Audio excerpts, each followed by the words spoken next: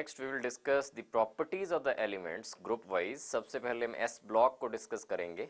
S block में सबसे पहला जो ग्रुप है, फर्स्ट ग्रुप जो है दैट इज एल्कली मेटल्स का ग्रुप है, जिसमें आते हैं lithium, sodium, potassium, rubidium, caesium, francium.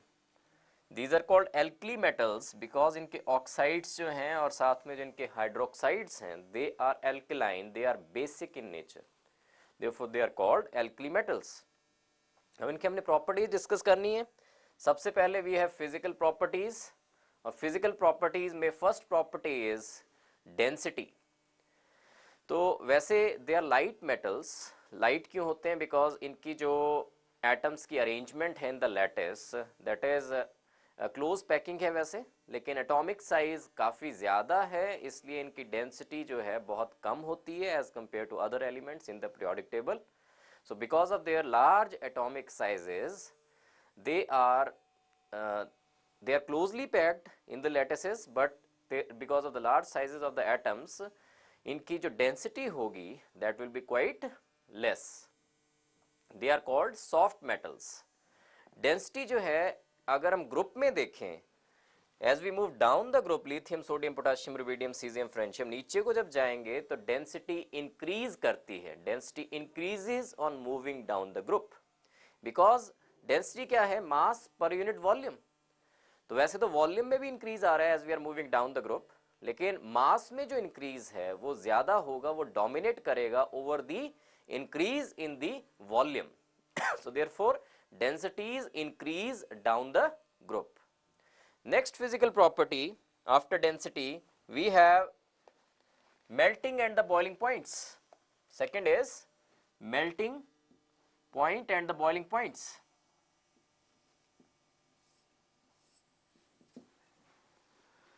So they are soft metals, इनके melting points कम होते हैं as well as boiling points भी कम होते हैं। क्यों कम होते हैं? बिकॉज इनके पास वैलेंस इलेक्ट्रॉन एक है, और जो एनर्जी बाइंड कर रही है एटम्स को due to presence of single electron, जो एनर्जी बाइंड कर रही है एटम्स को दैट इज क्वाइट लो, और therefore they have their melting points as well as boiling points are quite low. और जब नीचे को जाएंगे ग्रुप्स में तो melting and boiling points they decrease down the group. Melting and the boiling points will decrease down the group. Next physical property after melting and the boiling points is atomic and the ionic radii.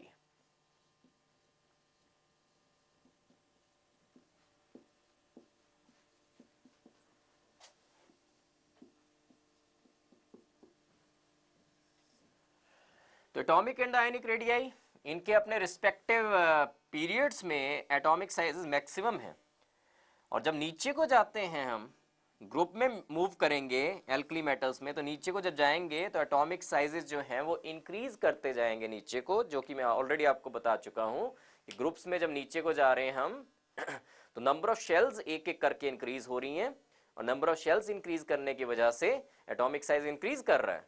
No doubt कि nuclear charge भी increase हो रहा है as we are moving down the group, nuclear charge is also increasing, but जो effect है जो dominate करेगा वो वाला ये इफेक्ट होगा कि जो इंक्रीज है नंबर ऑफ शेल्स में that effect will dominate over the increase in the nuclear charge. Therefore atomic size जो है नीचे को जब जाएंगे हम लिथियम से sodium, potassium, rubidium, caesium, francium की साइड को, तो atomic size increases down the group. Similarly ionic radii को भी यही होगा, ionic radii will also increase down the group. Next physical property is heat of atomisation और enthalpy of atomisation.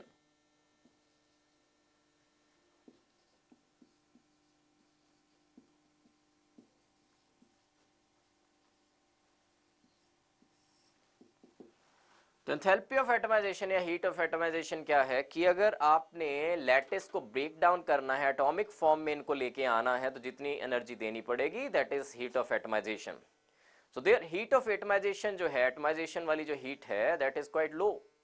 क्यों लो है? बिकॉज इनके साइजेस जो हैं काफ़ी बड़े हैं, मेटल मेटल जो बॉन्ड की स्ट्रेंथ होगी वो लो स्ट्रेंथ होगी, कम स्ट्रेंथ होगी, और जब नीचे को जाएंगे हम, as we move down the group, enthalpy of atomisation और हीट ऑफ एटमाइजेशन जो है that will decrease down the group.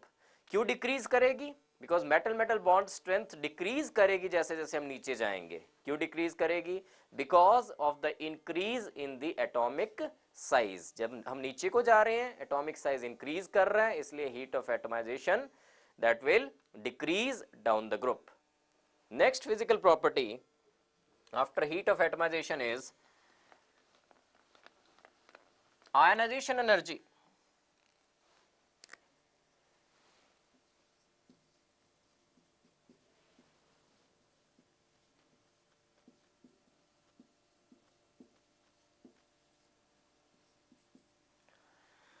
तो इनकी ionization energy is quite low because इनके एटॉमिक साइजेस काफी ज्यादा हैं, तो लास्ट इलेक्ट्रॉन को रिमूव कराने के लिए जितनी एनर्जी देनी पड़ेगी वो काफी कम होगी।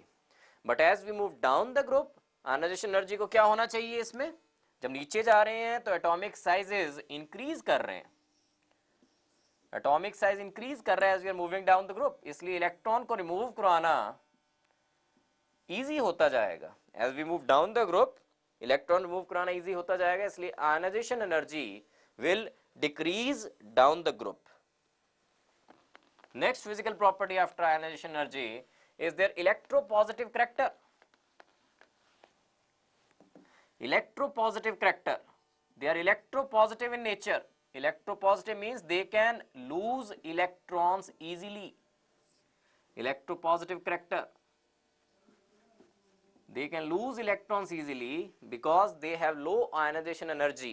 जैसे सोडियम कंसीडर कर लें, सोडियम की कॉन्फ़िगरेशन है 281, तो स्टेबल होने के लिए it will like to lose its last electron, octet पूरा करना चाहता है इसलिए इलेक्ट्रॉन लूज करना चाहेगा ये, और 28 कॉन्फ़िगरेशन करना चाहेगा अपनी।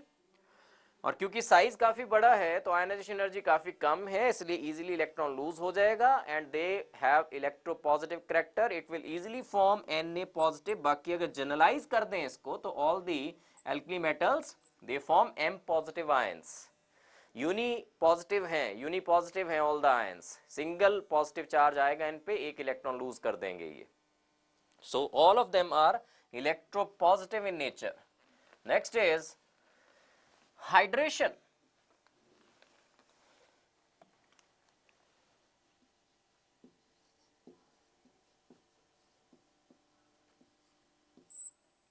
और hydration energy,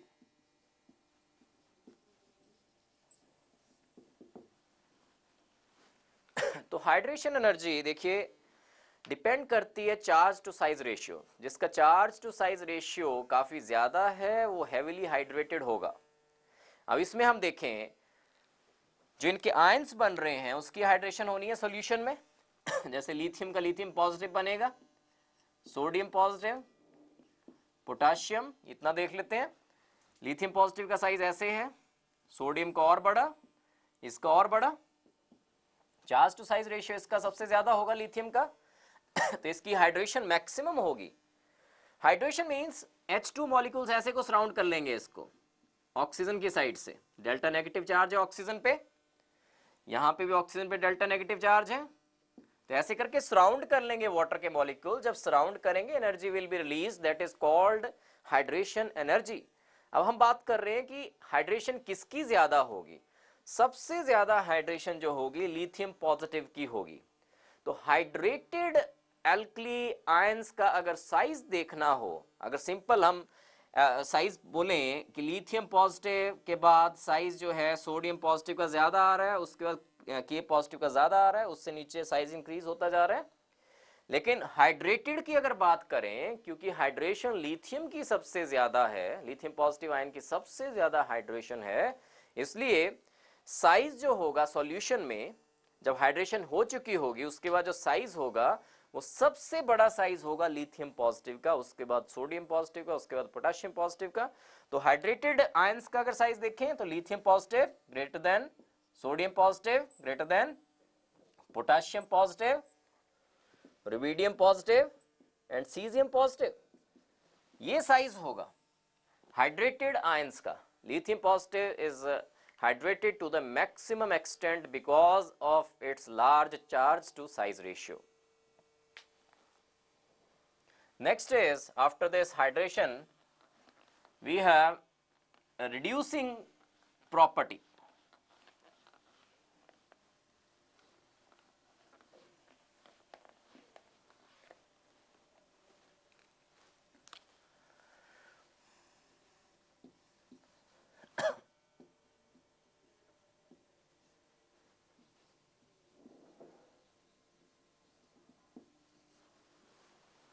Or oxidation potential.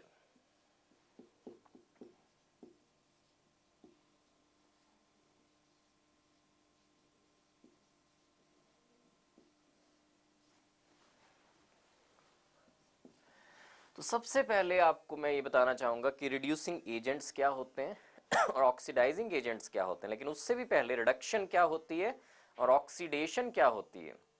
वो ऑक्सीडेशन होता है लॉस ऑफ इलेक्ट्रॉन्स और रिडक्शन होती है गेन ऑफ इलेक्ट्रॉन्स। तो जो सब्सटेंस इलेक्ट्रॉन्स गेन करवाने में हेल्प करे उसको बोलते हैं रिड्यूसिंग एजेंट है वो, और जो सब्सटेंस इलेक्ट्रॉन्स लूज करवाने में किसी की हेल्प करे तो उसको बोलते हैं that is an oxidizing agent. अब जैसे हम ये केस कंसिडर करें, Na सॉलिड, सब्लिमेशन एनर्जी दी, it is getting converted into Na gas. Na gas को आयनाइजेशन एनर्जी दी, it is getting converted into Na positive gaseous plus 1 electron, और उस side half Cl2 gaining this 1 electron and is forming Cl negative gaseous, और ये दोनों join होके NaCl बना देंगे। तो यहाँ पे सोडियम ने क्या किया, सोडियम ने इलेक्ट्रॉन डोनेट किया, किसको डोनेट किया, Cl2 को। तो यहाँ पे ऑक्सीडाइजिंग एजेंट कौन सा हुआ, किसने इलेक्ट्रॉन खींचे हैं, Cl2 ने इलेक्ट्रॉन खींचे हैं सोडियम से। सोडियम से इलेक्ट्रॉन लूज हुए तो दैट मीन सोडियम क्या हुआ, ऑक्सीडाइज हुआ। किसने ऑक्सीडाइज करवाया, Cl2 ने। तो Cl2 here is oxidising agent. और दूसरी साइड इलेक्ट्रॉन किसने दिए, सोडियम ने दिए। सोडियम ने इलेक्ट्रॉन्स दिए Cl2 को, तो देयरफॉर Cl2 क्या हुआ, रिड्यूस हुआ। किसने रिड्यूस करवाया, सोडियम ने रिड्यूस करवाया। तो दैट मीन्स सोडियम जो है that is a reducing agent. और ये जो एल्कली मेटल्स हैं, क्योंकि ये इजीली इलेक्ट्रॉन्स लूज कर सकते हैं, therefore they are reducing agents. और यही हमने डिस्कस करना है कि इनकी रिड्यूसिंग प्रॉपर्टी कैसे वेरी करेगी, इसके बारे में स्टडी करना है इस हेडिंग के अंडर हमने, कि रिड्यूसिंग करैक्टर है इनका, और सबसे ज्यादा रिड्यूसिंग करैक्टर किसका होना चाहिए और क्यों, या सबसे ज्यादा ऑक्सीडेशन पोटेंशियल किसका ज्यादा होना चाहिए और क्यों। तो इसमें देखिए, वैसे तो लगता है कि इस लिथियम से सोडियम, पोटाशियम, रुबिडियम ऐसे नीचे जब जा रहे हैं साइज हो रहा है डिक्रीज। तो इलेक्ट्रॉन निकलना किससे इजी है, नीचे वाले जो ग्रुप में जब नीचे जा रहे हैं एटॉमिक साइज इंक्रीज हो रहा है, इसलिए इससे इजीली इलेक्ट्रॉन निकल जाएगा। और इलेक्ट्रॉन अगर इससे इजीली निकल जाएगा तो ये दूसरे को इजीली रिड्यूस कर देगा। सबसे अच्छा रिड्यूसिंग एजेंट कौन सा होना चाहिए, it should be as we move down the group, lithium, sodium, potassium, rubidium, cesium must be the strongest reducing agent। लेकिन ऐसा नहीं होता। सबसे अच्छा रिड्यूसिंग एजेंट है यहाँ पे लिथियम, बिकॉज जो रिड्यूसिंग करैक्टर है वो अकेला आयनाइजेशन एनर्जी पे डिपेंड नहीं करता कि जिसकी आयनाइजेशन एनर्जी सबसे कम है वो सबसे अच्छा रिड्यूसिंग एजेंट हो जाएगा, नहीं, ऐसा नहीं है। रिड्यूसिंग करैक्टर जो है that depends upon the oxidation potential. Reduction जो है वो हम कंसिडर करेंगे इन सॉल्यूशन। तो सॉल्यूशन में अगर कंसिडर करें तो सबसे पहले तो M सॉलिड को सब्लिमेशन एनर्जी जब मिलेगी it will get converted into M gas. फिर M गैस को जब आयनाइजेशन एनर्जी मिलेगी, IE आयनाइजेशन एनर्जी मिलेगी, तो it will get converted into M positive gas. तो M पॉजिटिव गैस सोल्यूशन में अगर कंसिडर किया जाए तो it will get converted into M positive aqueous. और इसमें hydration energy will be released, last वाले में hydration energy will B released. अब सारे मेटल्स में lithium, sodium, potassium, rubidium, caesium, francium में, francium is radioactive in fact, लेकिन सारों में जो सब्लिमेशन एनर्जी है उसमें ज्यादा वेरिएशन नहीं आएगा। Sublimation energy will be almost of the same extent, that will B magnitude में ऑलमोस्ट सिमिलर होंगी, उतना ज्यादा डिफरेंस नहीं आएगा जितना कि आयनाइजेशन एनर्जी और हाइड्रेशन एनर्जी में आ रहा है। अब आयनाइजेशन एनर्जी जो है सबसे ज्यादा लिथियम की है, तो एम गैस जो है लिथियम का, Li गैस, उसको Li पॉजिटिव गैस में कन्वर्ट होने के लिए काफी ज्यादा एनर्जी देनी पड़ती है, और नीचे चलते जाएं तो आयनाइजेशन एनर्जी डिक्रीज होती रहती है। लेकिन ये जो हाइड्रेशन एनर्जी वाला फैक्टर है, ये वाला जो पॉइंट है, ये वाला जो स्टेप है, ये बहुत फेवरेबल है इन case of lithium positive.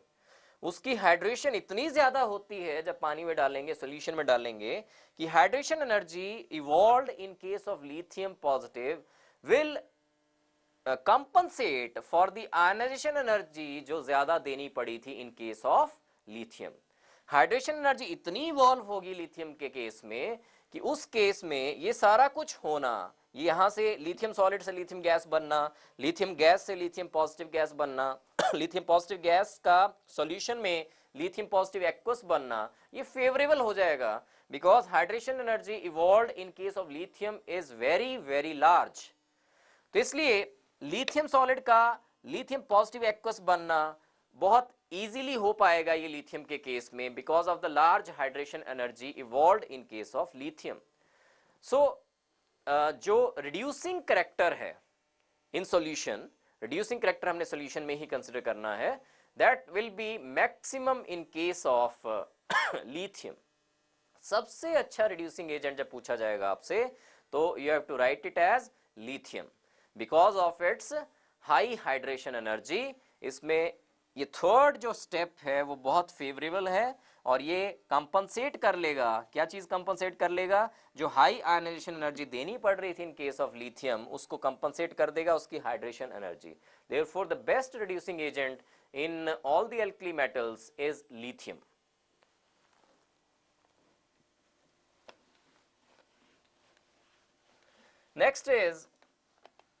next physical property is flame coloration.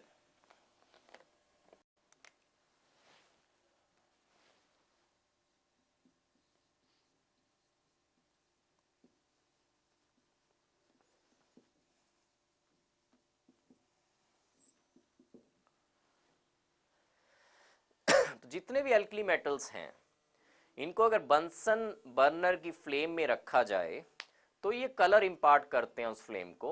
Colour इसलिए इंपार्ट करते हैं बिकॉज इनकी आयनाइजेशन एनर्जी इतनी कम है कि बंसन फ्लेम से जो एनर्जी मिल रही है उससे इलेक्ट्रॉन्स जो हैं वो लोअर शेल से हायर शेल्स पे एक्साइट हो जाएंगे, और जब वो हायर से लोअर पे आएंगे तो they will emit energy, emission करेंगे, एनर्जी एमिट करेंगे in the form of the radiation जो कि विजिबल होंगी। अब ये केस कंसिडर करें हम, सारा रिलेटिवली देखें, अगर lithium, sodium, potassium, rubidium, caesium, francium ionisation energy नीचे को जा रहे हैं तो डिक्रीज कर रही है। तो अगर सेम एनर्जी दी जाए, सेम एनर्जी मिले, सारों को सेम बंसन बर्नर की फ्लेम में रखा जाए, जैसे लिथियम है, सोडियम है, पोटेशियम है, सेम एनर्जी देते हैं तो लिथियम में एक्साइटेशन इलेक्ट्रॉन की कम होगी, सोडियम में ज्यादा होगी, पोटेशियम में और ज्यादा होगी। क्यों हो रहा है ऐसा? बिकॉज सोडियम, लिथियम का साइज है छोटा, इफेक्टिव न्यूक्लियर चार्ज जो है लास्ट इलेक्ट्रॉन पे ज्यादा लग रहा है, तो इलेक्ट्रॉन को अगर एक्साइट करना है तो एनर्जी ज्यादा देनी पड़ेगी। अगर इक्वल एक्साइटेशन करनी है तो रिलेटिव एनर्जी देखें तो लिथियम में ज्यादा देनी पड़नी थी, लेकिन अब मैं कह रहा हूं कि एनर्जी सेम प्रोवाइड कर रहे हैं, फ्लेम एक ही तरह की है सारों के लिए, तो एक्साइटेशन जो होगी इसमें कम एक्साइटेशन हो पाएगी इलेक्ट्रॉन के लिथियम की, लिथियम के केस में सोडियम में ज्यादा हो पाएगी, पोटेशियम में और ज्यादा हो पाएगी। तो जब एनर्जी रिलीज होगी लिथियम के केस में, जब वापस आएगा इलेक्ट्रॉन तो कम एनर्जी रिलीज होगी, तो जो फ्रीक्वेंसी आनी चाहिए वो कम फ्रीक्वेंसी आएगी, और जो कलर आएगा that will B crimson red. Crimson red, red means lambda बड़ा है लेकिन न्यू इसका छोटा है, इसके बाद सोडियम के केस में we have golden yellow.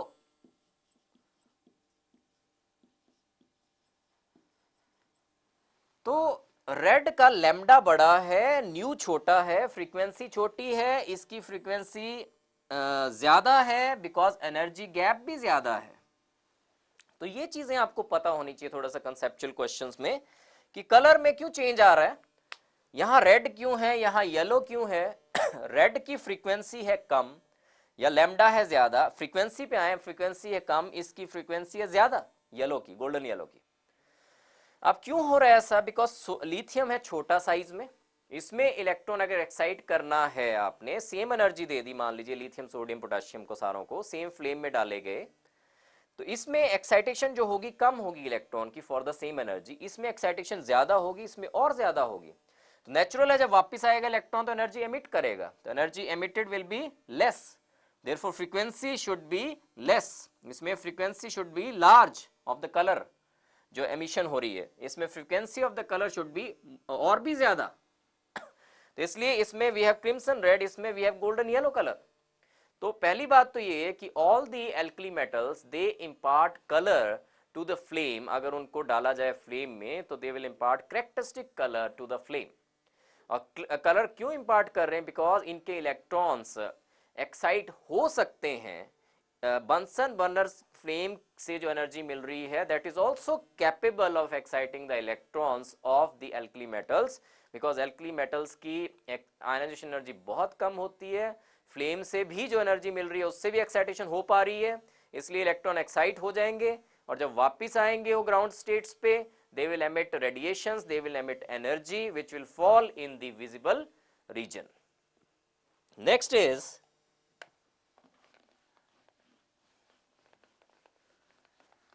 lattice energy.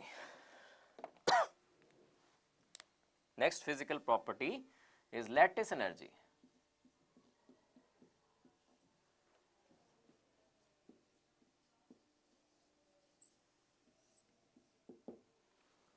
सबसे पहले लैटिस एनर्जी होती क्या है, what is lattice energy.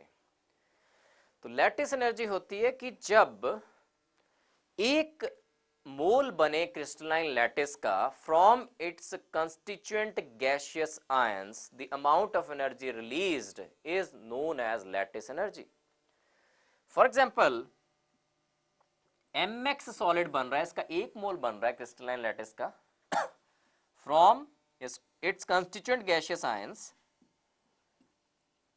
m positive gas plus x negative gas। तो जब एक मोल mx सॉलिड का बनेगा from its constituent gaseous ions, the amount of energy released, जो साथ में एनर्जी निकलेगी, that is known as lattice energy. अब लैटिस एनर्जी जो है that depends upon many factors. एक तो अगर आयंस हैं, जो चार्ज है आयंस पे अगर ज्यादा होगा तो लैटिस एनर्जी भी ज्यादा होगी, अगर साइज आयन का छोटा होगा तो लैटिस एनर्जी ज्यादा होगी। For example if we have univalent ionic solid, univalent ionic solid जैसे NaCl है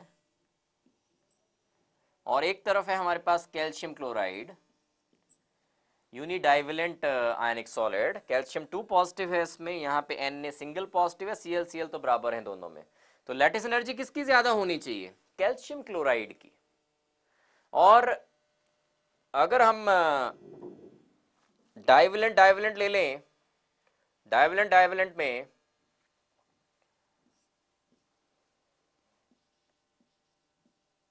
सल्फाइड टाइप ले लेते हैं कोई डाइवेलेंट, तो उस केस में लैटिस एनर्जी इवॉल्व जो होगी वो और भी ज्यादा होगी। तो कहने का मतलब ये है कि अगर लैटिस एनर्जी किस पे डिपेंड करती है, चार्ज ऑन द आयंस, अगर चार्ज है कम तो लैटिस एनर्जी कम होगी, अगर चार्ज है ज्यादा तो लैटिस एनर्जी ज्यादा होगी। फिर साइजेस पे कैसे डिपेंड करती है, जितना बड़ा साइज होगा केटाइन का तो लैटिस एनर्जी डिक्रीज होती जाएगी। फॉर एग्जाम्पल अगर हम केस लेते हैं इसी में एल्कली मेटल्स में ही,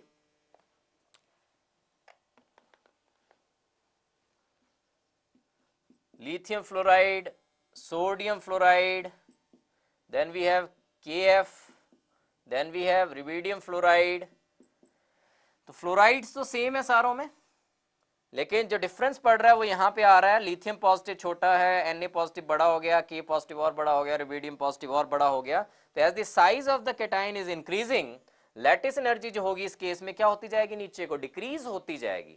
lattice energy will decrease down the group in this case. So first of all lattice energy मैंने बताया आपको, लैटिस एनर्जी क्या है, amount of energy released when 1 mole of a crystalline solid is formed from its constituent gaseous ions। फिर मैंने कहा कि lattice energy किस पे डिपेंड करती है, एक तो चार्ज पे, higher the charge higher will be the lattice energy. Size पे, जितना बड़ा होता जाएगा साइज कैटाइंस का, जो लैटिस एनर्जी है that will decrease. For example we have this case LiF, NaF, KF, rubidium fluoride, किस में लैटिस एनर्जी सबसे ज्यादा होनी चाहिए, LiF में सबसे ज्यादा लैटिस एनर्जी होगी because of the small size of lithium positive ion. Next जो हमने डिस्कस करना है, these were physical properties, now we come to chemical properties.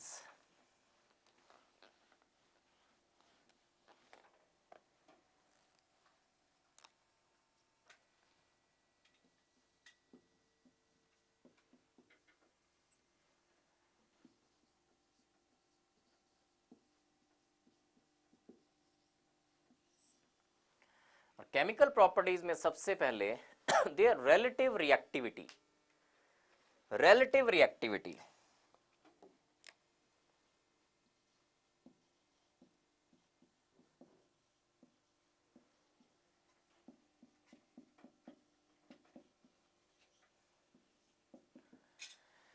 देखिए, जो रिएक्टिविटी है वो ऐसे वेरी करेगी, लिथियम सबसे कम रिएक्टिव, सोडियम उससे ज्यादा, पोटाशियम, रुबिडियम एंड सीजियम, ऐसे करके reactivity is increasing down the group. क्यों इंक्रीज कर रही है, बिकॉज आयनाइजेशन एनर्जी डिक्रीज कर रही है।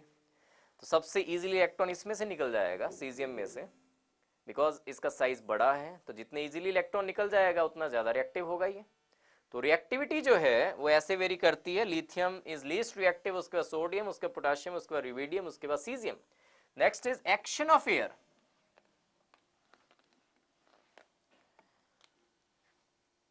तो जितने भी एल्कली मेटल्स हैं they react with air and oxides बन जाते हैं उनके ऊपर वाली लेयर पे, और H2O और CO2 से भी कंबाइन कर सकते हैं वो ऑक्साइड्स, और कार्बोनेट्स भी बन सकते हैं। Therefore they tarnish on the exposure to air. और ऑक्साइड्स देखें अगर कौन से बनते हैं, ऑक्साइड जो बनते हैं, lithium forms monoxide, sodium forms monoxide as well as peroxide Na2O2। उससे अगले जितने हैं पोटाशियम, रुबिडियम, सीजियम, फ्रेंशियम वगैरह, ये they all form super oxides जैसे KO2। डिफरेंस क्या है यहाँ पे, मोनोऑक्साइड में we have O2 negative, in peroxide we have O2 negative, in super oxide we have O2 single negative.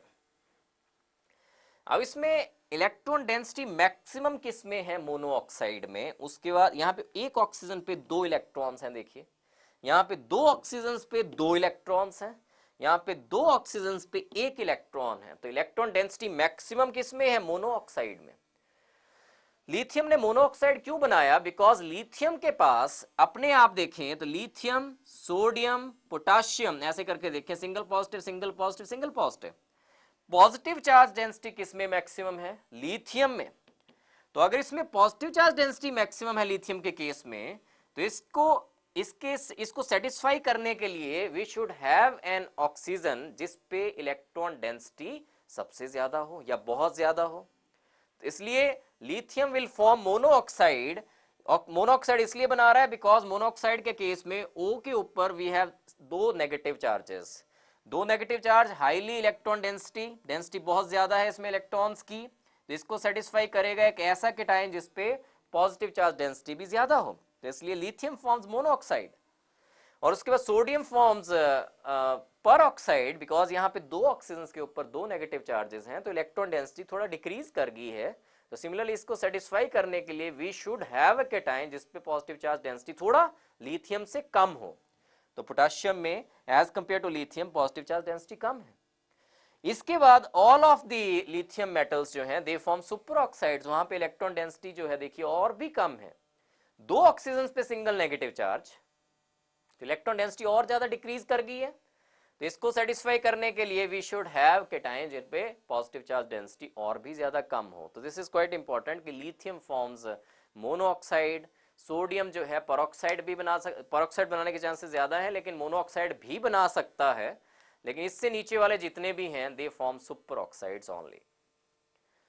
Next is action of water.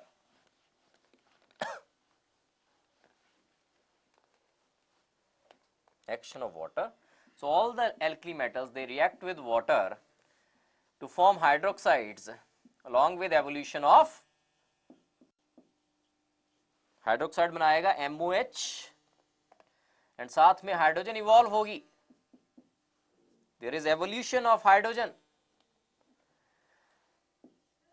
और potassium से नीचे इतना विग्रस रिएक्शन होगा कि हाइड्रोजन जो इवॉल्व हो रही है दैट कैन कैच फायर, वो फायर लग जाएगी उसमें, इतने विग्रस रिएक्शन होगा कि हाइड्रोजन इवॉल्व जो हो रही है दैट विल कैच फायर। तो दिस इज द रिएक्शन कि M जो है लिथियम मेटल्स जो हैं they react with H2O to form hydroxides and hydrogen.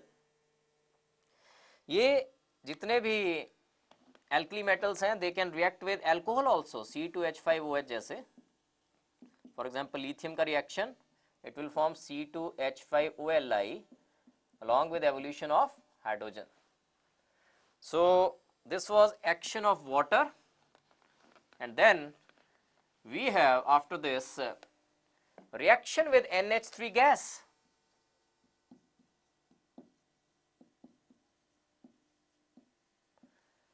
So ammonia gas के साथ जितने भी अल्कली मेटल्स हैं they react and form amides बना देते हैं, NH3 गैस के साथ they form amides, MnH2 बनाएंगे ये। so there is formation of amides with ammonia gas, लेकिन लिक्विड अमोनिया के साथ they are capable of forming ammoniated electrons, और this is important, और डीप ब्लू कलर होता है इनका या ब्लू कलरेशन आती है जब NH3 लिक्विड के साथ इनका रिएक्शन हम डिस्कस करेंगे। सो ये रिएक्ट करते हैं with excess of liquid ammonia M plus excess of liquid ammonia, this is NH3 liquid and it will form MnH3 X times positively charged plus we have ammoniated electrons also along with this। तो ये reaction है liquid ammonia के साथ, excess of liquid ammonia M जो है react कर रहा है, एक तो ये वाला कॉम्प्लेक्स है देखिए cationic complex MnH3X times positively charge plus ammoniated electron है, और इन सॉल्यूशंस का कलर जो है ब्लू होता है। ब्लू क्यों होता है? Because of these ammoniated electrons. Conduction भी जो है that is due to presence of these cations as well as these ammoniated electrons. Paramagnetic है इनकी अमोनिकल सॉल्यूशन जो है, ये लिक्विड अमोनिया के साथ जो एल्कली मेटल्स रिएक्ट कर रहे हैं they are paramagnetic because of presence of this single electron, unpaired electron. लेकिन ये डायमैग्नेटिक बनते जाते हैं जैसे जैसे इनकी कंसंट्रेशन आप इंक्रीज करते जाते हो। डायमैग्नेटिज्म क्यों आ जाता है? बिकॉज इलेक्ट्रॉन्स पेयर अप हो जाएंगे, ये अमोनिएटेड इलेक्ट्रॉन्स जो हैं they will start pairing up जैसे जैसे आप इनकी कंसंट्रेशन इंक्रीज करवाते जाओगे। लेकिन अगर आपसे पूछा जाए ब्लू कलरेशन क्यों होती है लिक्विड अमोनिया के साथ जो सोल्यूशन बनती है एल्कली मेटल्स की, that has blue colouration because of the presence of these ammoniated electrons.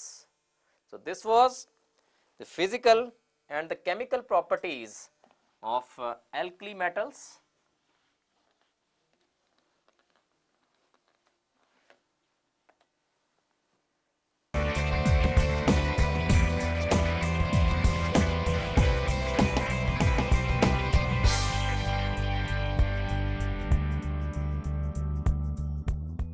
Next group जो हमने करना है इस ब्लॉक में दैट इज सेकेंड ग्रुप, और सेकेंड ग्रुप में देखिए ये एलिमेंट्स आते हैं।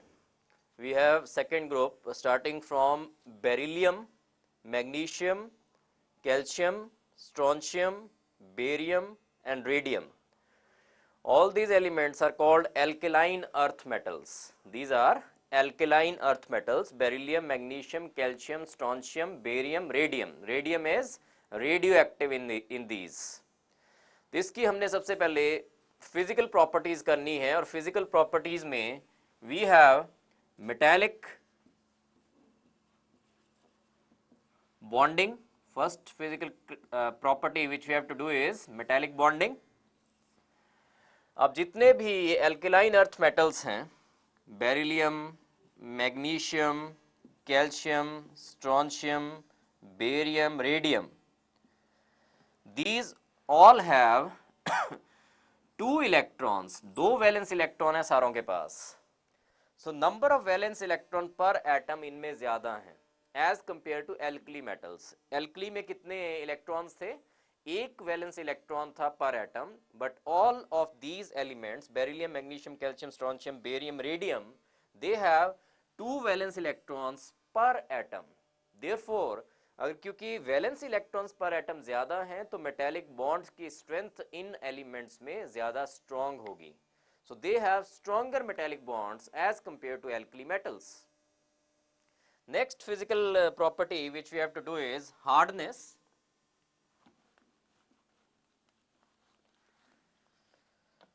हार्डनेस. अब क्योंकि मेटालिक बॉन्ड्स ज्यादा स्ट्रॉन्ग है इन केसेस में, beryllium, magnesium, calcium, alkaline earth metals में metallic bonds are stronger as compare to the metallic bonds in alkali metals. Therefore इनकी हार्डनेस भी ज्यादा होगी as compare to alkali metals. Next physical property is atomic and ionic radii. Atomic and ionic radii.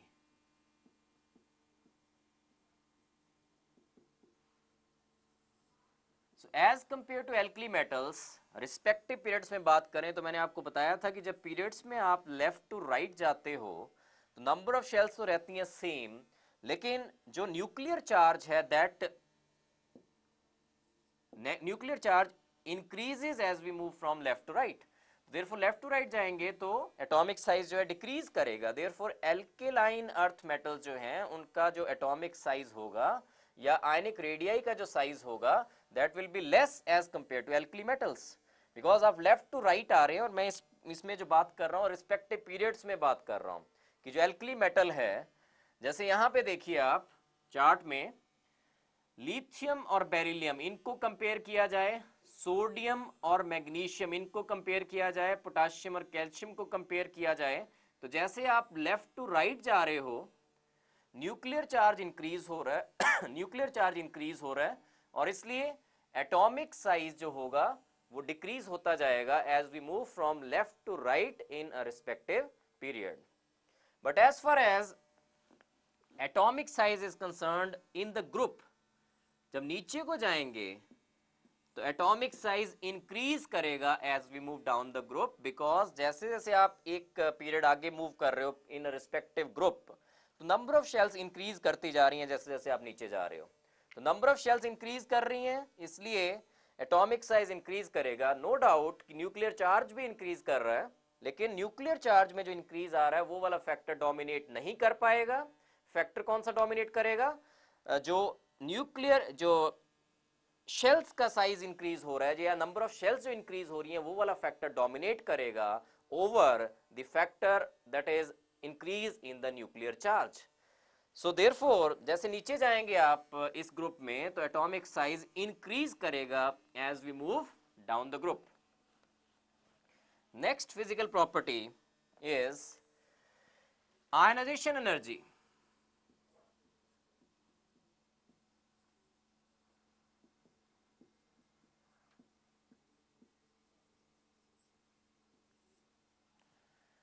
तो इनकी ionization energy will be higher as compared to alkali metals, क्योंकि sizes इनके छोटे हैं as compared to alkali metals, तो इनका इन पे जो लास्ट इलेक्ट्रॉन्स पे इफेक्टिव न्यूक्लियर चार्ज लग रहा है दैट विल बी मोर. ऐसा होना चाहिए बिकॉज आप जनरल कॉन्फ़िगरेशन भी देख लीजिए, उसमें एल्कली मेटल्स में NS1 थी, इसमें NS2 है, और साइज इस साइड को डिक्रीज कर रहा है, इसका साइज अगर इतना है तो इसका साइज इतना है, तो लास्ट इलेक्ट्रॉन पे इफेक्टिव न्यूक्लियर चार्ज इस केस में ज्यादा लगेगा as compare to alkali metals वाला जो केस था। तो इसलिए इनका जो आयनाइजेशन एनर्जी होगी that will be higher as compare to the ionization energy of alkali metals.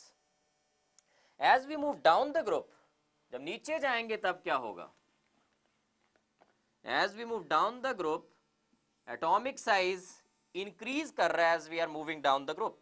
और क्योंकि एटॉमिक साइज इंक्रीज कर रहा है तो इस केस में अगर इलेक्ट्रॉन निकालना है, और इस केस में दो केसेस कंसीडर करें, नीचे वाले एलिमेंट में जब आपने इलेक्ट्रॉन निकालना है तो इस इलेक्ट्रॉन पे इफेक्टिव न्यूक्लियर चार्ज कम लग रहा है, तो इसलिए इस इलेक्ट्रॉन को निकालना इजी होगा as compare to this atom, इसमें अगर इलेक्ट्रॉन निकालना है उससे। तो therefore as we move down the group ionization energy decreases down the group. Next physical property is electropositive character।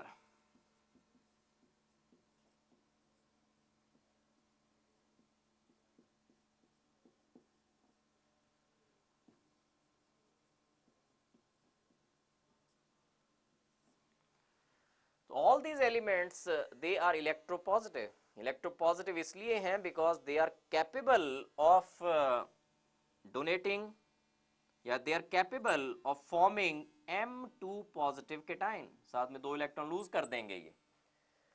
तो इलेक्ट्रोपॉजिटिव हैं, they are electropositive in nature because they can lose 2 electrons and they can form the cations which are bivalent, 2 positive वाले cations बनाएंगे, therefore all of these are electropositive। लेकिन electropositive character as compare to first group अगर compare किया जाए तो इनका electropositive character कम होगा as compare to first group elements alkali metal से, दे आर लेस इलेक्ट्रोपॉजिटिव। और जब नीचे को जाएंगे तो electropositive character increases down the group, क्योंकि जब नीचे जाएंगे तो इलेक्ट्रॉन डोनेट करने की टेंडेंसी, इलेक्ट्रॉन लूज करने की टेंडेंसी इंक्रीज होती जाएगी, because as we move down the group ionization energy decrease कर रही है, बिकॉज एटॉमिक साइज इंक्रीज कर रहा है, देयरफॉर ये जो बाइवेलेंट कैटायन बनाने की टेंडेंसी है नीचे वाले एलिमेंट्स की इन ग्रुप्स में, इस ग्रुप में वो इंक्रीज होती जाएगी, तो इलेक्ट्रोपॉजिटिव कैरेक्टर जो है वो नीचे को इंक्रीज होता जाएगा। So they are electropositive and electropositive character increases down the group. Next physical property is reducing properties.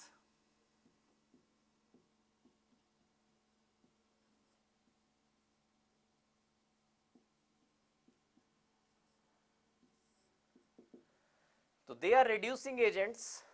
क्यों है रिड्यूसिंग एजेंट्स? क्योंकि ये रिडक्शन में हेल्प करते हैं। रिडक्शन क्या होती है? Gain of electrons is known as reduction and loss of electrons is known as oxidation. अब अगर ये इलेक्ट्रॉन लूज कर सकते हैं because they are electropositive and they can lose electrons, ऐसे बना के बाइवेलेंट कैटाइंस बना के दे कैन लूज इलेक्ट्रॉन्स, और ये जो इलेक्ट्रॉन इन्होंने लूज किए कोई और एलिमेंट इनको गेन कर सकता है, कोई और एलिमेंट मान लीजिए Z इनको गेन कर सकता है, तो दैट मींस इसका क्या होगा? Z का रिडक्शन होगी, बिकॉज ये इलेक्ट्रॉन्स को गेन करेगा। तो रिडक्शन में हेल्प किसने की? M ने, जो एल्कलाइन अर्थ मेटल है वो इलेक्ट्रॉन लूज कर रहा है इसने रिडक्शन में हेल्प की, therefore they are reducing agents, they show reducing characters. लेकिन इनका रिड्यूसिंग कैरेक्टर जो होगा या रिड्यूसिंग प्रॉपर्टी जो होगी वो एल्कली मेटल से कम होगी। क्यों कम होगी? बिकॉज इनकी इलेक्ट्रॉन डोनेट करने की टेंडेंसी एल्कली मेटल से कम है, they are less electropositive as compare to alkali metals.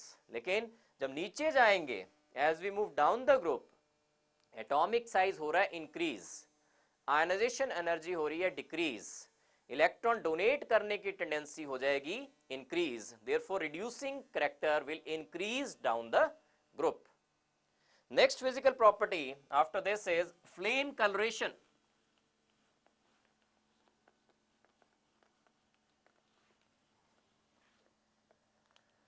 Flame colouration, तो जैसे मैंने आपको एल्कली मेटल्स में बताया था कि एल्कली मेटल्स को अगर बंसन बर्नर की फ्लेम में डाला जाए तो दे शो कैरेक्टरिस्टिक फ्लेम कलरेशंस।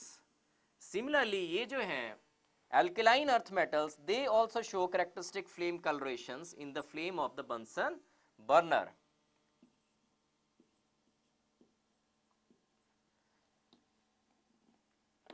लेकिन जो फर्स्ट वाले दो हैं बेरिलियम एंड मैग्नीशियम, ये they will not show any characteristic flame colouration. क्यों नहीं शो करेंगे? बिकॉज इनका एटॉमिक साइज बहुत छोटा है और इनकी आयनाइजेशन एनर्जी बहुत ज्यादा है.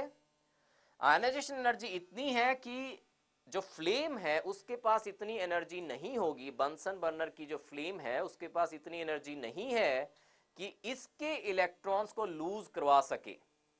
Beryllium and magnesium they have relatively smaller sizes, छोटे साइजेस हैं. इफेक्टिव न्यूक्लियर चार्ज बाहर वाले इलेक्ट्रॉन पे, वैलेंस इलेक्ट्रॉन पे काफी ज्यादा लग रहा होगा और इसलिए इलेक्ट्रॉन्स को रिमूव कराना डिफिकल्ट होगा इनमें. और बंसन बर्नर फ्लेम में इतनी एनर्जी नहीं है कि बेरिलियम और मैग्नीशियम के इलेक्ट्रॉन्स को एक्साइट कर सके. और जब एक्साइटेशन ही नहीं होगी तो कलर भी कोई नहीं आएगा. बिकॉज कलर क्यों आता है? अगर इलेक्ट्रॉन वैलेंस ग्राउंड स्टेट से एक्साइटेड स्टेट पे जाए और एक्साइटेड से जब वापस आएगा इलेक्ट्रॉन तो वो एनर्जी एमिट करेगा which will fall in the visible region. और क्योंकि इसमें एक्साइटेशन ही नहीं हो पा रही है बेरिलियम और मैग्नीशियम में, therefore they will not show any characteristic flame coloration in the Bunsen burner flame. Otherwise बाकी जितने हैं they will show characteristic flame colorations. After flame coloration we have chemical properties.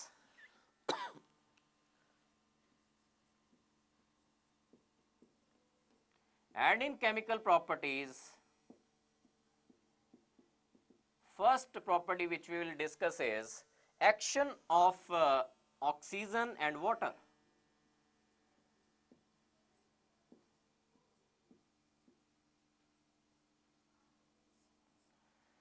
तो ऑक्सीजन के साथ ये oxides बनाते हैं of the general formula MO, और वाटर के साथ they form hydroxides of the formula MOH twice. जो बेरिलियम है वो वाटर के साथ रिएक्ट नहीं करता और मैग्नीशियम जो है वो रिएक्ट करता है ओनली विद हॉट वाटर.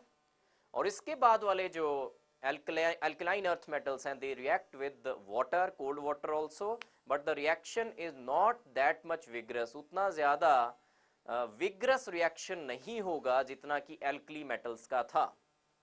तो मैंने कहा देखिए बेरिलियम जो है वो रिएक्ट नहीं होगा पानी के साथ. Magnesium reacts only with hot water. इससे नीचे वाले जितने एलिमेंट्स हैं दे रिएक्ट विद वाटर, लेकिन उतना ज़्यादा vigorous रिएक्शन नहीं शो करेंगे जितना कि एल्कली अर्थ मेटल शो करते हैं. अब इसमें हाइड्रोक्साइड्स अगर आए हैं तो साथ साथ में हाइड्रोक्साइड्स की ये कैरेक्टरिस्टिक्स जो हैं, इनकी जो प्रॉपर्टीज हैं वो भी साथ ही में डिस्कस कर लें कि हाइड्रोक्साइड्स जो हैं इनके इनका बेसिक कैरेक्टर क्या होगा as we move down the group. Basic character को क्या होना चाहिए as we move down the group? Basic character means OH negative कौन सा इजीली डोनेट कर देगा? OH नेगेटिव वही डोनेट करेगा जिसमें मेटल और OH के बीच में बॉन्ड स्ट्रेंथ जो है वो वीक हो. अब जैसे जैसे हम नीचे जाएंगे, जैसे ये OH है, बीच में मैं M शो कर रहा हूं, छोटा साइज है. उसके बाद नीचे जा रहे हैं, दो की डिस्कशन कर लेते हैं. नीचे जा रहे हैं तो सेंट्रल मेटल की साइज जो है इंक्रीज कर रहा है. बॉन्ड लेंथ इंक्रीज करती जाएगी मेटल और OH के बीच में. बॉन्ड लेंथ इंक्रीज करेगी तो इसका मतलब है कि बॉन्ड स्ट्रेंथ डिक्रीज करेगी और इस बॉन्ड को तोड़ना इजी होगा. इस बॉन्ड को तोड़ना इजी होगा तो दैट मींस OH नेगेटिव नीचे वाले केसेस में इजीली रिलीज हो जाएगा. और देयरफॉर नीचे वाले जो हाइड्रोक्साइड्स हैं they are more basic as compare to जो ऊपर वाले हाइड्रोक्साइड्स हैं. तो therefore we can say that as we move down the group इनके हाइड्रोक्साइड्स का जो बेसिक कैरेक्टर है वो इंक्रीज करता जाएगा as we move down the group.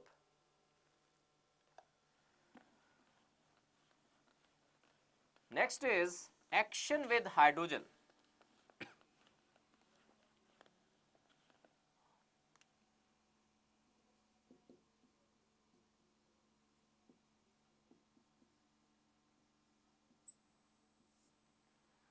जो बेरिलियम है वो डायरेक्टली हाइड्रोजन के साथ रिएक्ट नहीं होता. वैसे जितने भी ये एलिमेंट्स हैं एल्केलाइन अर्थ मेटल्स हैं, they react with hydrogen to form the hydrides having general formula MH2। Beryllium directly hydrogen के साथ रिएक्ट नहीं होता। अगर बेरिलियम का हाइड्राइड बनाना हो तो इनडायरेक्ट मेथड से बन सकता है। बेरिलियम क्लोराइड को अगर हम लिथियम एल्यूमिनियम हाइड्राइड से ट्रीट करें, it leads to formation of BeH2 plus lithium chloride plus aluminium chloride. तो इस रिएक्शन से we can prepare beryllium hydride. Direct preparation नहीं है, beryllium plus H2 will give no reaction. इससे नीचे वाले जो एलिमेंट्स हैं, नीचे वाले जो मेटल्स हैं alkaline earth metals, they can react with hydrogen directly, elevated temperatures पे रिएक्ट करेंगे and they will form the hydrides of the general formula MH2। Their hydrides will be MH2। ये जो बेरिलियम हाइड्राइड है इसका covalent character बहुत ज्यादा होगा। क्यों ज्यादा होगा? Because of the Fajans rules. Fajan rule कहते हैं, यहां पे देखिए जो केटाइन है बेरिलियम 2 पॉजिटिव, उसका स्मॉल साइज है, स्मॉल साइज है, इसलिए ये हाइड्राइड आयन के इलेक्ट्रॉन क्लाउड को डिस्टॉर्ट कर सकता है, काफी ज्यादा हद तक डिस्टॉर्शन कर सकता है हाइड्राइड के इलेक्ट्रॉन क्लाउड को। फजान्स रूल्स कहते हैं, FAJAN, फजान साइंटिस्ट थे, उन्होंने कहा था, फजान ने, कि smaller the size of the cation more will be its polarization. जितना छोटा केटाइन होगा उस पे उतना ज्यादा पॉजिटिव चार्ज डेंसिटी उतनी ही ज्यादा होगी। तो इसलिए ये एनाइन के हाइड्राइड बन रहा है, एक साइड को H नेगेटिव होगा, दूसरी साइड और एक H नेगेटिव होगा, तो एक बॉन्ड पे अगर हम एम्फेसाइज करें तो H नेगेटिव के पास अपना इलेक्ट्रॉन क्लाउड होगा। अगर H नेगेटिव का इलेक्ट्रॉन क्लाउड पूरा का पूरा H के साथ रहे और इस साइड को बेरिलियम 2 पॉजिटिव रहे, तब तो ये आयनिक कंपाउंड होना था। लेकिन मैं कह रहा हूं बेरिलियम 2 पॉजिटिव का साइज है बहुत छोटा और साथ में इस पे 2 पॉजिटिव चार्ज है, पॉजिटिव चार्ज डेंसिटी बहुत ज्यादा है, इसलिए ये H नेगेटिव के इलेक्ट्रॉन क्लाउड को डिस्टॉर्ट कर देगा, डिस्टॉर्शन कर देगा, पोलराइज कर देगा।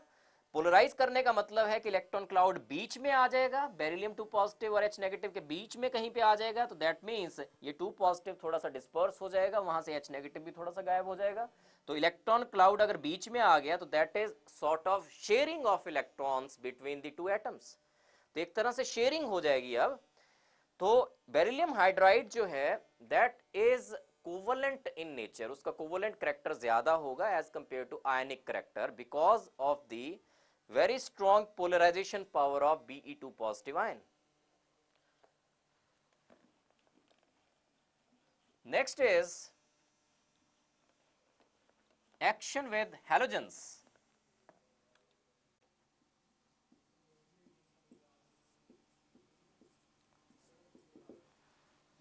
तो halogens के साथ ही react करते हैं and they form the halides of the general formula MX2. They form the halides of the general formula MX2. So next after this is chemical properties में we have to discuss बल्कि general characteristics में we have to discuss solubilities discuss करनी है which are quite important. Solubilities हमने hydroxides की discuss करनी है, sulphates की भी सॉल्युबिलिटीज डिस्कस करनी है, MSO4 एंड कार्बोनेट्स, इन तीन कंपाउंड्स की इनकी सॉल्युबिलिटीज हमने डिस्कस करनी है। सबसे पहले MOH ट्वाइस जो हाइड्रोक्साइड्स हैं, देखिए सॉल्युबल कब होगा कोई भी कंपाउंड, सॉल्युबिलिटी देखने के लिए we have to study two things. एक तो होती है hydration energy, one is hydration energy and second is their lattice energies.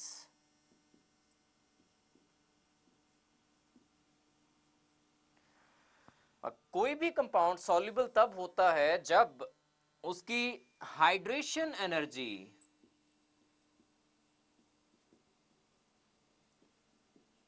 is greater than its lattice energy.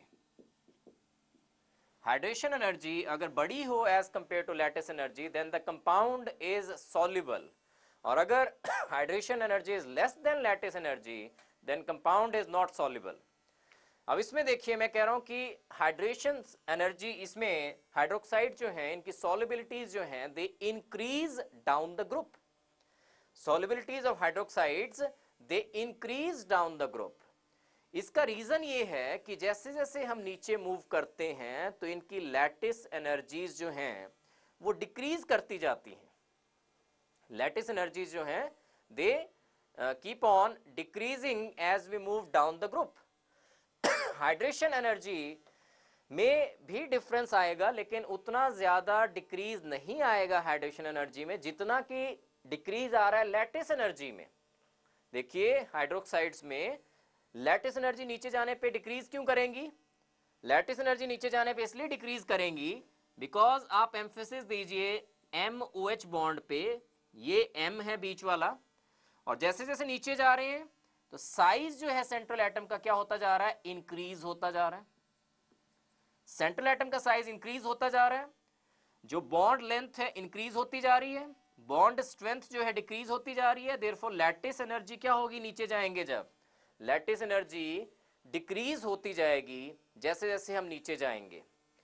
Hydration energy भी डिक्रीज करेगी. हाइड्रेशन एनर्जी इसलिए डिक्रीज करेगी क्योंकि जो आयन है Be2 पॉजिटिव, उसके बाद Mg2 पॉजिटिव, आयंस का साइज क्या हो रहा है नीचे जाने पे? इंक्रीज हो रहा है. चार्ज ओवर साइज रेशियो को क्या होगा आयंस के? डिक्रीज करेगा. और मैंने आपको बताया था एल्कली मेटल्स में भी कि जितना ज्यादा चार्ज ओवर साइज रेशियो हो उस आयन की हाइड्रेशन उतनी ज्यादा होती है. तो जैसे जैसे साइज इंक्रीज करेगा as we are moving down the group, जो हाइड्रेशन एनर्जी है दैट विल डिक्रीज.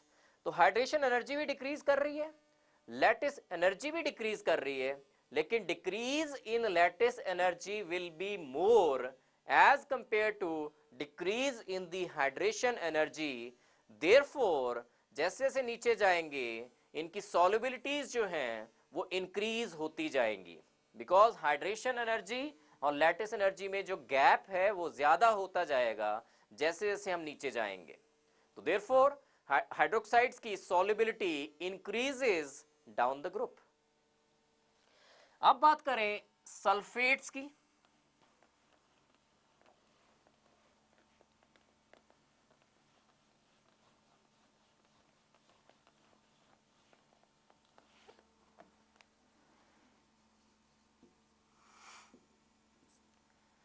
अब इसमें सल्फेट एनाइन जो है वो एक बड़ा एनाइन है, और जो बड़े एनाइंस होते हैं वो केटाइंस को मास्क करके रखते हैं. This is known as masking of the cations by the bigger anions. और जब मास्क करके रखेंगे तो लैटिस एनर्जी में कोई ज्यादा डिफरेंस नहीं आएगा जैसे जैसे हम नीचे को मूव करेंगे इन case of the sulphates of second group elements. क्या फर्क नहीं आएगा? लैटिस एनर्जी में डिफरेंस नहीं आएगा उतना ज्यादा, कोई इंक्रीज या डिक्रीज नहीं होगा लैटिस एनर्जी में as we move down the group. Reason क्या है कि SO4 negative ion sulphate anion जो है ये एक बड़ा एनायन है, ये केटाइंस को मास्क करके रखेगा. लैटिस एनर्जी में hardly there will be any change as we move down the group. तो फर्क कहां पे पड़ेगा? हाइड्रेशन एनर्जी में. अभी मैंने कहा कि अगर hydration energy is greater than lattice energy तो सब्सटेंस विल बी सॉल्युबल. अब देखिए लैटिस एनर्जी में नीचे जाने पे कोई फर्क नहीं पड़ रहा बिकॉज यहां पे एनाइन बड़ा है, मास्क करके रखा है इसने केटाइंस को. ठीक है, तो लैटिस एनर्जी में कोई फर्क नहीं, लेकिन हाइड्रेशन एनर्जी को क्या हो रहा है? जैसे जैसे नीचे जा रहे हैं डिक्रीज कर रही है, क्योंकि जो सेंट्रल मेटल केटाइन है यहाँ पे Be2 पॉजिटिव, उसके बाद Mg2 पॉजिटिव, उसका साइज इंक्रीज होता जा रहा है, इसलिए हाइड्रेशन डिक्रीज होती जाएगी. हाइड्रेशन एनर्जी डिक्रीज होती जा रही है, लैटिस एनर्जी में हार्डली एनी चेंज. तो इसलिए ये गैप जो है हाइड्रेशन एनर्जी और लैटिस एनर्जी में वो क्या होता जाएगा? कम होता जाएगा. और जब गैप कम होता जाएगा तो सॉल्युबिलिटी डिक्रीज होती जाएगी जैसे जैसे हम नीचे मूव करेंगे in the sulfates of the alkaline earth metals. Next is carbonates, same reasons carbonates में भी हैं।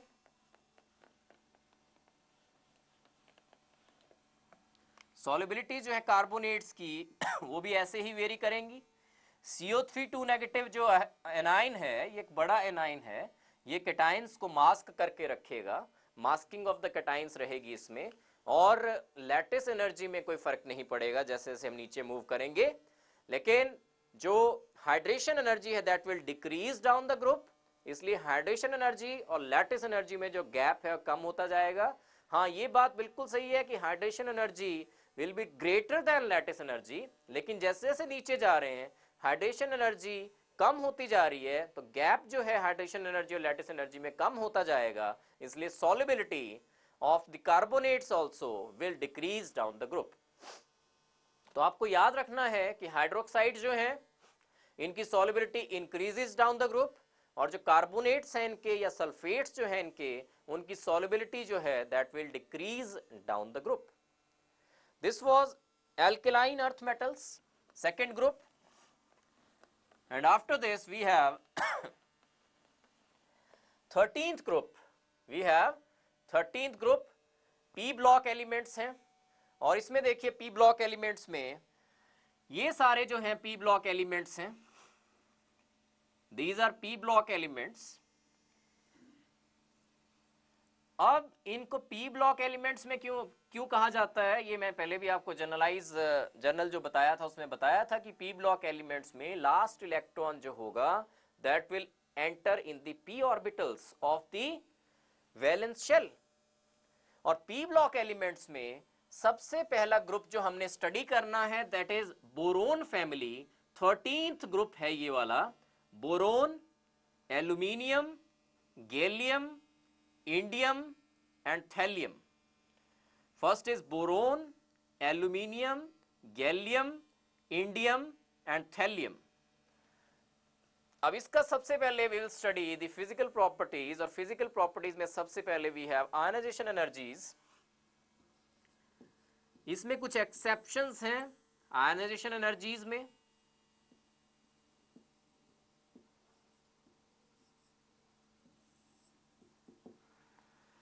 तो बोरोन से एल्यूमिनियम पे जब जाएंगे तो एटॉमिक साइज इंक्रीज हो रहा है।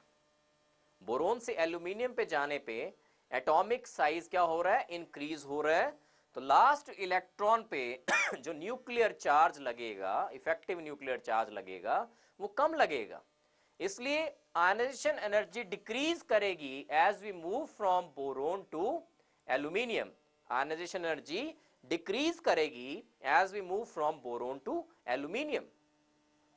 लेकिन एल्यूमिनियम से गैलियम पे जाने पे क्या हो रहा है, वैसे आयनाइजेशन एनर्जी को क्या होना चाहिए, जैसे जैसे आप नीचे जाएंगे आयनाइजेशन एनर्जी डिक्रीज होती रहनी चाहिए बिकॉज एटॉमिक साइज इंक्रीज हो रहा है।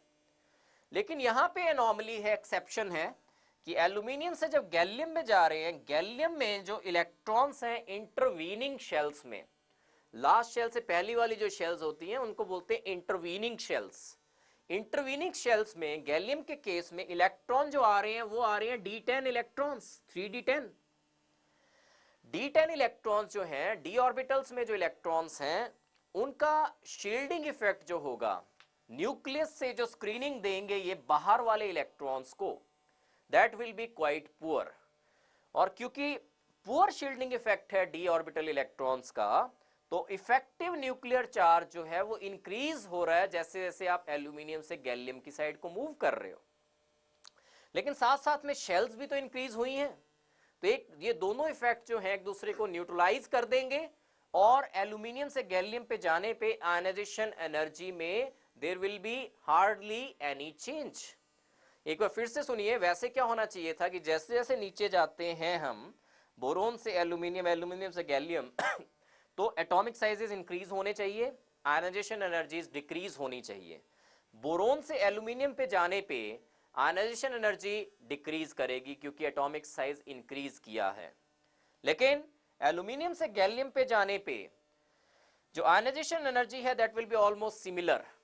क्यों सिमिलर रहेगी, बिकॉज गैलियम के केस में इंटरवीनिंग शेल्स में d ऑर्बिटल्स हैं और उनमें 10 इलेक्ट्रॉन्स हैं, और इंटरवेनिंग शेल्स में जो डी ऑर्बिटल्स में इलेक्ट्रॉन्स हैं, डी ऑर्बिटल्स की शील्डिंग इफेक्ट पुअर होता है, बाहर वाले इलेक्ट्रॉन्स को उतनी अच्छी तरह से स्क्रीनिंग नहीं दे पाएंगे ये फ्रॉम द न्यूक्लियस, इसलिए आयनाइजेशन एनर्जी वो एल्यूमिनियम और गैलियम की will be almost similar. And after this gallium से indium they will be decrease in the ionization energy, size increase कर रहा है, आयनाइजेशन एनर्जी डिक्रीज करेगी। लेकिन इसके बाद boron, aluminium, gallium, indium, thallium के केस में again there will be increase in the ionization energy, and indium से थैलियम पे जाने पे भी there will be increase in the ionization energy.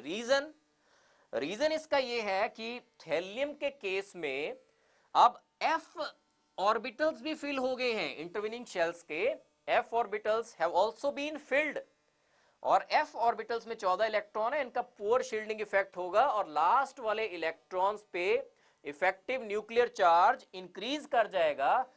इसका पुअर शील्डिंग इफेक्ट क्यों होता है f ऑर्बिटल्स का? Because of their diffused shapes, f orbitals have diffused shapes, and due to diffused shapes of the f orbitals present in the intervening shells, in case of thallium जो nuclear charge लगेगा onto the valence electrons that will be quite high as compared to indium, इसलिए thallium के case में जो ionization energy है that will be more as compared to thallium। तो exceptions आपको पता होनी चाहिए, screening effects आपको पता होने चाहिए। So this was the first property of 13th group, that was ionization energy.